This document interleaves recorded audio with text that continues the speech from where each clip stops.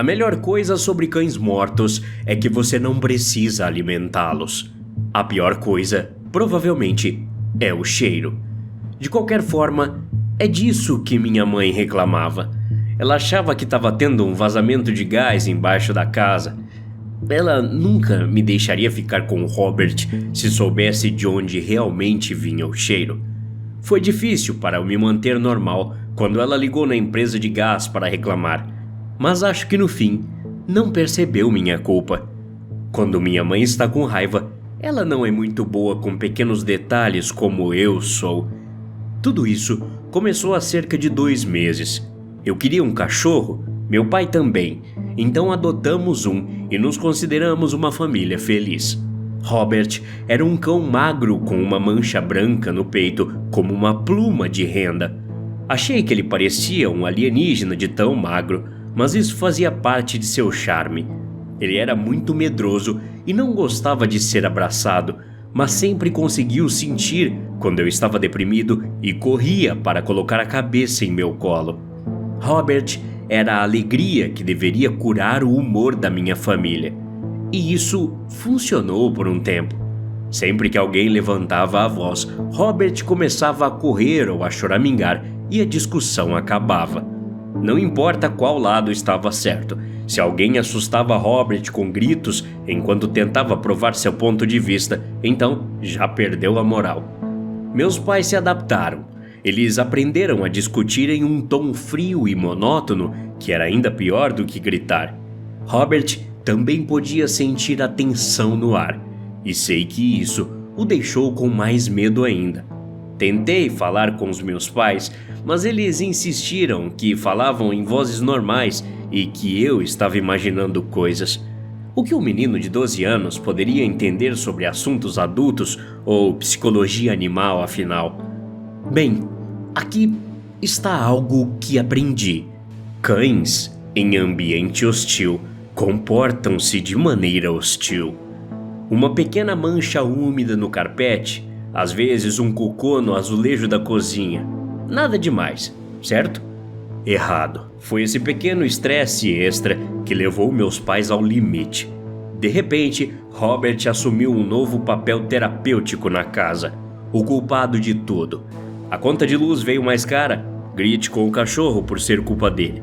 Papai dorme até tarde e não tem tempo para sua caminhada matinal, grite com o cachorro por fazer bagunça. Famílias se separando, grite com o cachorro por impedir uma saída no final de semana. Não dê ouvidos a eles, tentei dizer a Robert. Ele dormia aos pés da minha cama e eu podia senti-lo tremendo enquanto as vozes dos meus pais eram abafadas pela parede.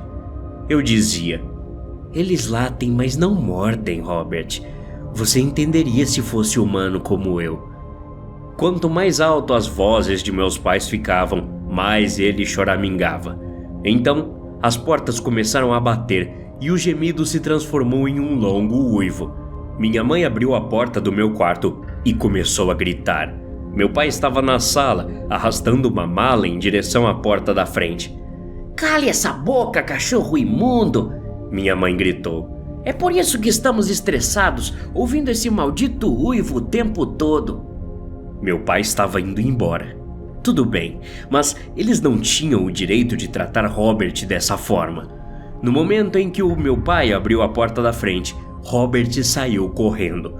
Eu nunca o tinha visto se mover tão rápido, saltando direto sobre o sofá como um cervo voador. Meu pai largou a mala e correu atrás dele, e eu estava logo atrás. Mais gritaria e palavrões, mas o barulho dos pneus no asfalto e a batida que se seguiu logo depois foram muito piores. O pequeno corpo de Robert foi retirado da rua, pendurado inerte nos braços do meu pai. "Ele morreu atropelado, filho", meu pai disse, deixando cair o corpo na calçada.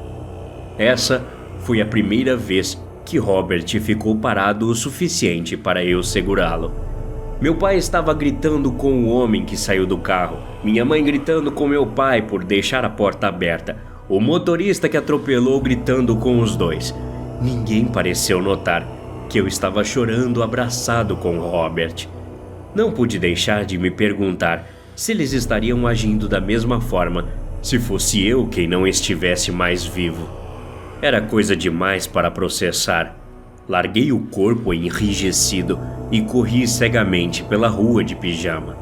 Meu coração nunca bateu tão rápido como quando fugi daquele horror, e nunca parou tão repentinamente como quando ouvi passos atrás de mim. Robert estava me seguindo, avançando rapidamente. Olhei de volta para a rua iluminada por postes de luz em frente à minha casa. Meus pais ainda estavam gritando com o motorista. Olhei de volta para Robert, que estava morto, mas em pé na minha frente. Seu corpo esmagado, claramente rígido e morto. Pude ver até pedaços de seu cérebro exposto, onde o crânio havia desabado. De alguma forma, ele estava morto-vivo. Ele apenas sentou aos meus pés, os olhos brancos olhando para mim. "Precisamos esconder você", eu disse, como uma criança inocente que eu era. Em retrospecto, acho que deveria ter ficado com medo, mas na época fiquei simplesmente aliviado por ele estar, entre aspas, vivo. Dei meia volta e entrei pela porta dos fundos, meus pais ainda discutindo na frente. Coloquei Robert no meu quarto e o escondi debaixo da cama. Então deitei-o no chão para tranquilizá-lo. "Não deixe mamãe ou papai verem você, ok? Eles não entenderiam." Robert pareceu entender, balançando a cabeça. Parte de sua mandíbula se soltou por um momento enquanto ele fazia isso. "Você não está sofrendo, está?" Robert balançou a cabeça novamente. Dei um tapinha nele, tentando não estremecer com sua pele úmida e fria. A essa altura, meus pais já estavam voltando para dentro. Então pulei na cama e puxei as cobertas. A porta se abriu. Rolei para longe da luz da porta, a tensão da hesitação, e então a porta se fechou novamente. Não falei uma palavra sobre Robert no dia seguinte. Passei muito tempo no meu quarto depois disso. Robert nunca fez nenhum som e nunca saiu do meu lado. Ele sempre olhava para mim, pronto para qualquer coisa.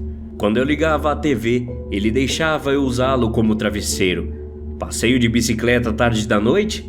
Ele era meu segurança, um fantasma logo além da luz dos postes.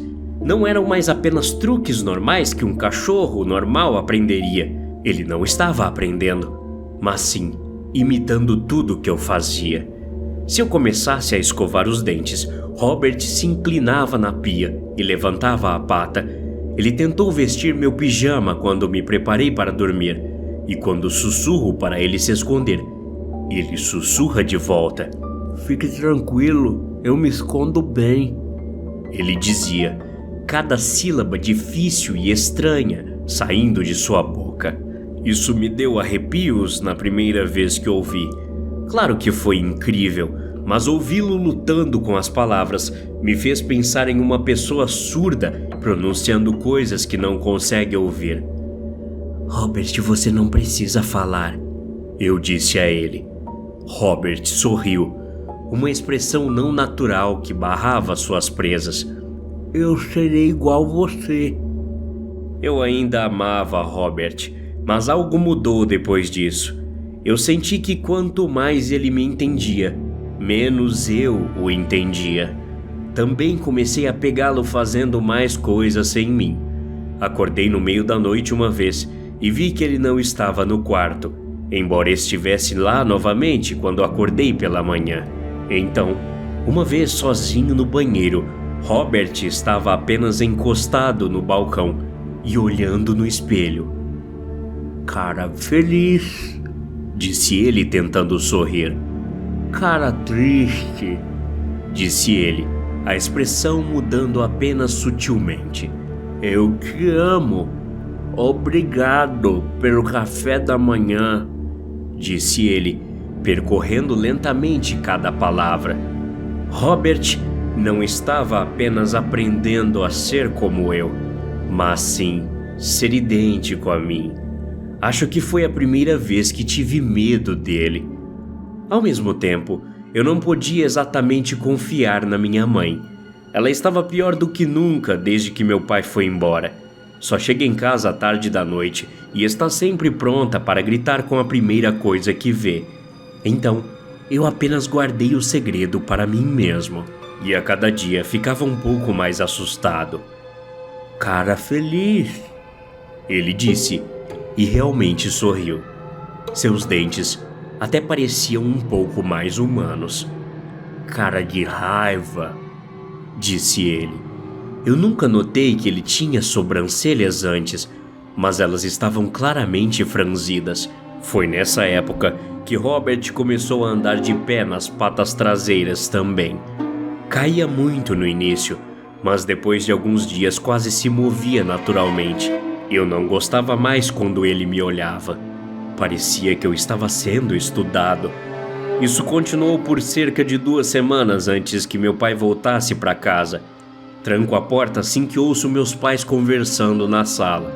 Aquelas vozes que eles fazem, vozes tensas e falsas, as mesmas que usaram para não assustar o cachorro. Demora menos de 30 segundos antes de um silêncio total. Uma calmaria silenciosa. Pressiono então meu ouvido na porta. Então estremeço quando algo de vidro quebra.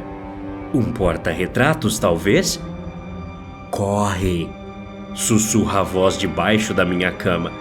Robert começa a se arrastar para fora. Eu sabia que ele estava ali pelo cheiro, mas nem o reconheci. As articulações estavam um pouco erradas, o rosto um pouco alongado, mas fora isso, eu poderia muito bem estar vendo o meu próprio reflexo no espelho. "Você está bêbado, saia de casa e não volte mais", minha mãe grita com meu pai.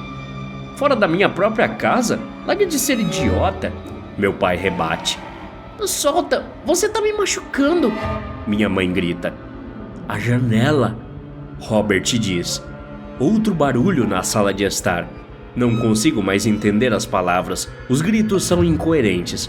Deslizo pela janela e caio na grama abaixo. Virando-me, vejo a porta do meu quarto se fechando. Robert saiu de lá. "Mãe, pai, por favor, parem de brigar", a voz distante diz, abafada, mas inconfundivelmente igual à minha. 3 segundos completos de silêncio. Depois a gritaria. Em algum lugar naquele barulho horrível, ouvi minha própria voz dizer: "Você não consegue ver o que isso está fazendo comigo?" Esperei 1 hora inteira antes de voltar para casa. Meus pais estavam no quarto deles, falando baixinho. Robert estava esperando no sofá, sorrindo com dentes humanos. Não sei se as coisas vão melhorar a partir daqui, mas eu não preciso ficar mais em casa. Robert tomou meu lugar. Até a próxima. Obrigado.